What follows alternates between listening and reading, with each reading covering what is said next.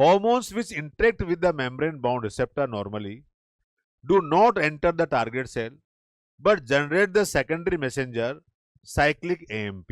देखो primary messenger तो hormones है, पढ़ाया था ना अपन ने। प्राइमरी हॉर्मोन्स कौन है? हॉर्मोन्स हैं। और सेकेंडरी जो मैसेंजर हैं वो है आपके CAMP, cyclic AMP। You know very well cyclic AMP क्या है बेटा? जिस तरह से ATP होता है, ATP से एक इनोनिक फॉस्फेट निकल जाता है तो ADP बनता है, और ADP से एक और इनोनिक फॉस्फेट निकल गया तो AMP बनता है, और AMP से एक और फॉस्फेट निकल गया तो क्या बनेगा? बताओ मैं। एडनोसिन। Very good. और एडनोसिन के अंदर कौन सी शुगर होगी? आकांक्षा जी बताइए। Anyone that? Ribose sugar. Very good. वो सिंपल क्वेश्चन है और नीट में आया हुआ 2 बार। हाँ, और 2-3 बार मैंने पूछ भी लिया आपको, पर बच्चा कंफ्यूज हो जाता है यार ये इसमें शुगर कहाँ से आ गई। उसके दिमाग में क्या कहते हैं? एनर्जी चलती है, एटीपी, एनर्जी मॉलिक्यूल, एनर्जी कनर्जी। हाँ, एक फॉस्फेट निकल गया, एडीपी बन गया, फिर एक और निकल गया तो एएमपी बन गया। अब ये एमपी, डीपी, टीपी, ये इनका कोई मीन थोड़ी है, ये तो फॉस्फेट के काउंट को बता रहे हैं। हाँ, एडनोसिन ट्राइफॉस्फेट में 3 जो है वो फॉस्फेट के मॉलिक्यूल हैं। एडनोसिन डाइफॉस्फेट 2 मॉलिक्यूल हैं। एडनोसिन मोनोफॉस्फेट और ये एक ही मॉलिक्यूल है। दिया पंचोली जी आगे क्या? आप कहाँ चले गए थे?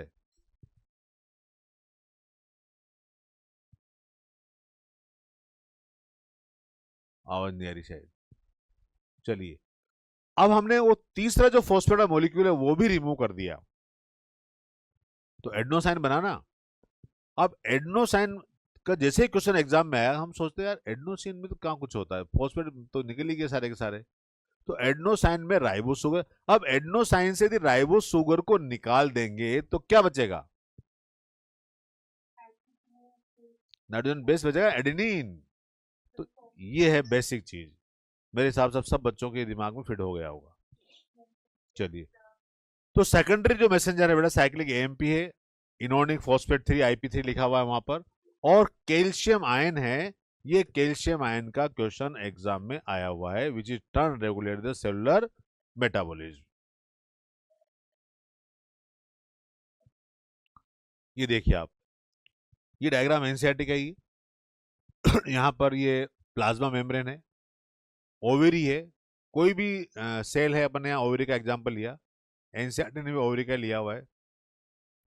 ये जो प्लाज्मा मेम्ब्रेन है जो मैं हाईलाइट कर रहा हूँ, और अंदर जो ये मॉलिक्यूल दिख रहे हैं आपको, ये फॉस्फेट के मॉलिक्यूल है ना, फॉस्फोलिपिड के बने हुए हैं, ठीक है। और आउटर इंटर प्रोटीन लेयर होती है। तो हॉर्मोन्स जो है यहाँ पर, ये ओवेरियन है तो ये हॉर्मोन्स है FSH, follicle stimulating hormones. Follicle stimulating hormones जो हैं ये प्रोटीन नेचर का हार्मोन है। क्लियर है क्या बच्चों?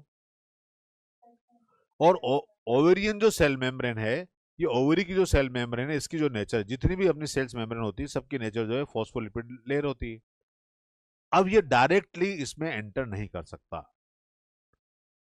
तो यहां पर रिसेप्टर प्रेजेंट होते हैं। ये रिसेप्टर है, ये हार्मोन से FSH प्राइमरी मैसेंजर। तो ये जो रिसेप्टर है यहाँ पर, इस रिसेप्टर से ये बाइंड अप हुआ, ये हार्मोन रिसेप्टर कॉम्प्लेक्स बना, और इस हार्मोन को अंदर इसको एंटर करा दिया।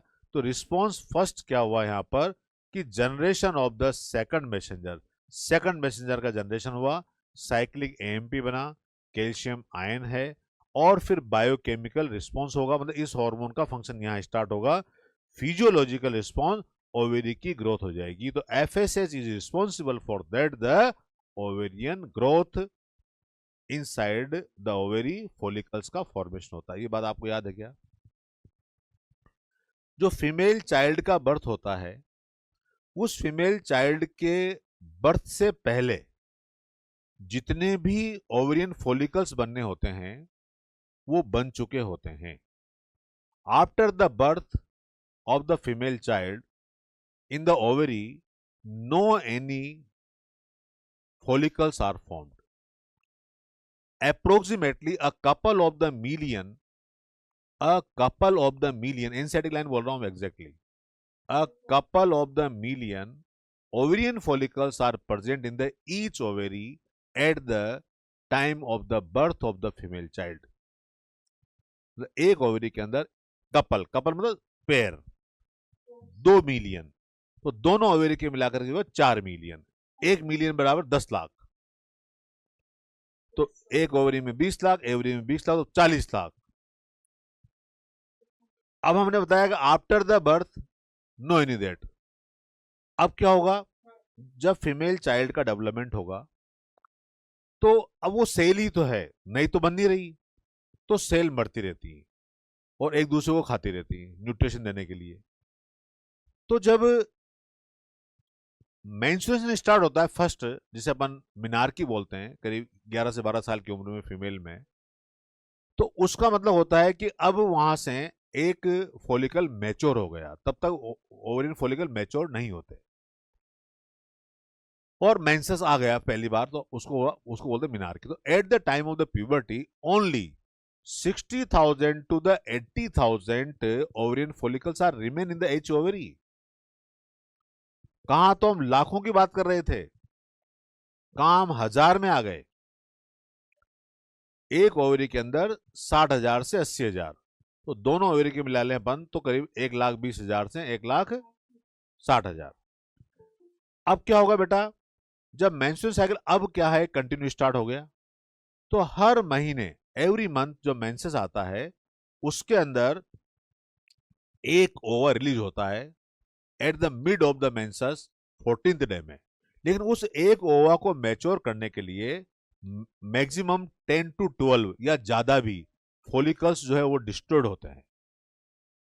तो ऐसे करते करते 50 से 55 साल की उम्र तक मेंसेस आते हैं और फिर सारे फॉलिकल्स खत्म हो जाते हैं, ऑल फॉलिकल फिनिश, और मेनोपॉज आ जाता है, मतलब अब मेंसेस नहीं आता।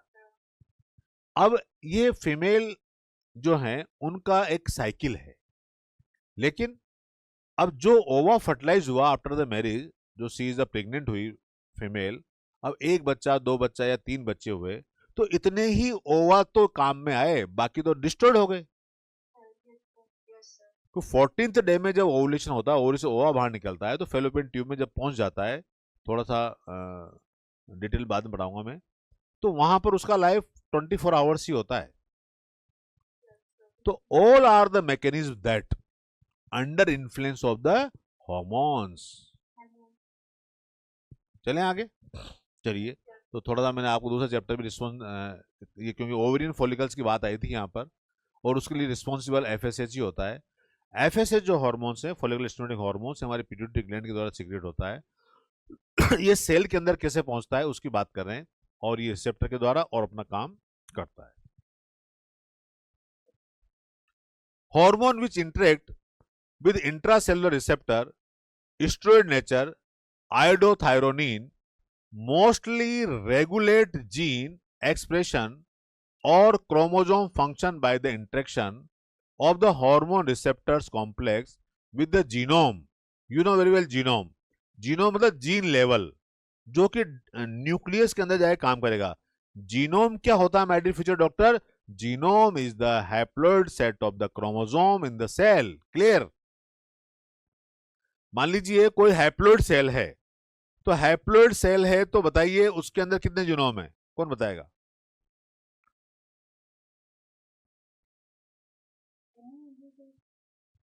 हाँ, तो एन एन हैप्लॉइड बता रहा हूं बेटा, 1 होगा, 2 होगा, 3 होगा, 4 होगा।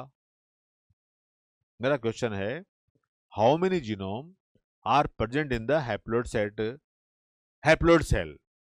और जीनोम की डेफिनेशन है कि haploid set are present in the cell is called as the genome.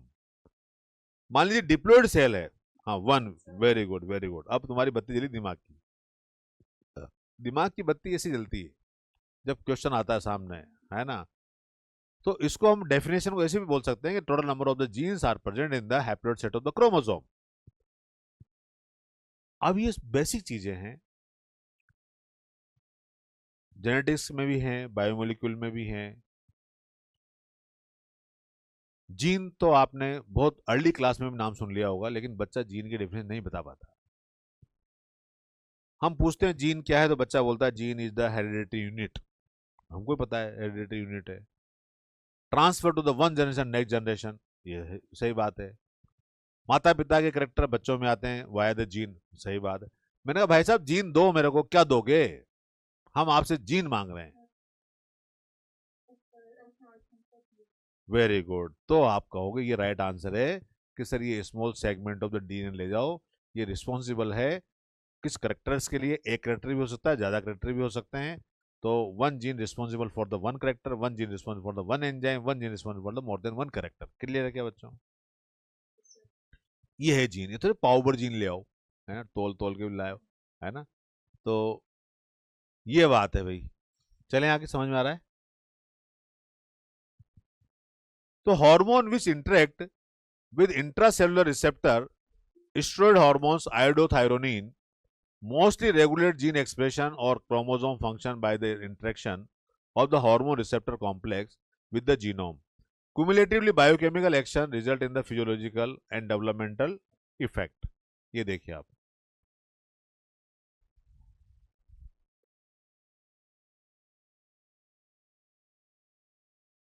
आपका गैप थोड़ा कम रहता है कि क्लास के बीच में कुछ बच्चे लेट ज्वाइन कर रहे हैं,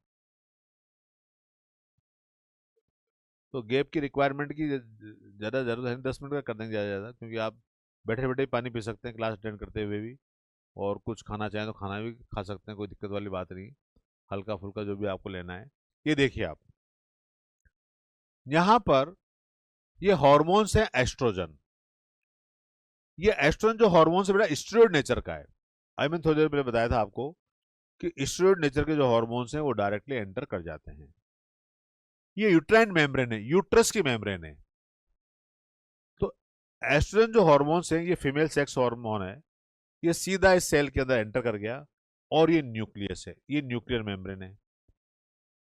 तो न्यूक्लियर मेम्ब्रेन भी फॉस्फोलिपिड मॉलिक्यूल की ही बनी होती है। तो यहां पर जो है ये हार्मोन रिसेप्टर जो कॉम्प्लेक्स है, यहां पर ये हार्मोन एंटर किया और यहां से ये हार्मोन रिसेप्टर कॉम्प्लेक्स बन गया, और इसने जाकर के डीएनए जो हमारा मॉलिक्यूल्स हैं उसने एमआरएनए बनाया, ये जीनोम है, क्रोमोसोम, एमआरएनए बनाया, एमआरएनए प्रोटीन बनाया, और इस प्रोटीन ने physiological response, tissue growth and differentiation. तो एस्ट्रोजन हार्मोन रिस्पॉन्सिबल होता है यूट्रस की वॉल के टिश्यू ग्रोथ में और डिफरेंशिएशन में। क्लियर है क्या सब बच्चों को? बाकी सब बच्चों को मैकेनिज्म समझ में आ गया क्या? प्रोटीन नेचर क्या होती है और स्टेरॉइड नेचर क्या होती है, ये दिमाग में बैठ गए आपके? ये आपको याद रखना बहुत जरूरी है, एग्जाम में क्वेश्चन आते हैं। जब तक आपको प्रीवियस क्लास की जो टेबल है, कौन कौन से हार्मोन प्रोटीन नेचर के हैं, कौन कौन से हार्मोन स्टेरॉइड नेचर के, वो वहीं याद कर लेना, क्योंकि हो सकता है आपको वो हार्मोन्स ना दे, और आपको यदि उसमें नेचर याद नहीं रही तो आपका आंसर जो है वो रॉन्ग हो जाएगा। कल पढ़ाया था ना मैंने आपको, कल की पीडीएफ मिल गई सब बच्चों को, तो उसमें आपको प्रोटीन नेचर स्टेरॉइड नेचर बताई थी ना? ठीक, साइलेंट रखा करो इसको।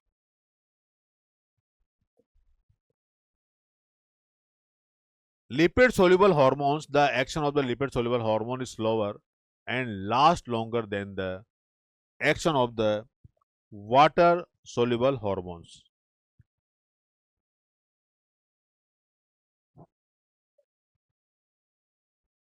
The action of the lipid soluble hormone is slower and last longer than the action of the water soluble hormones.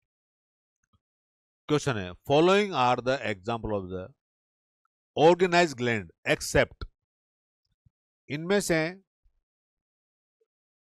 कौन सा है बेटा?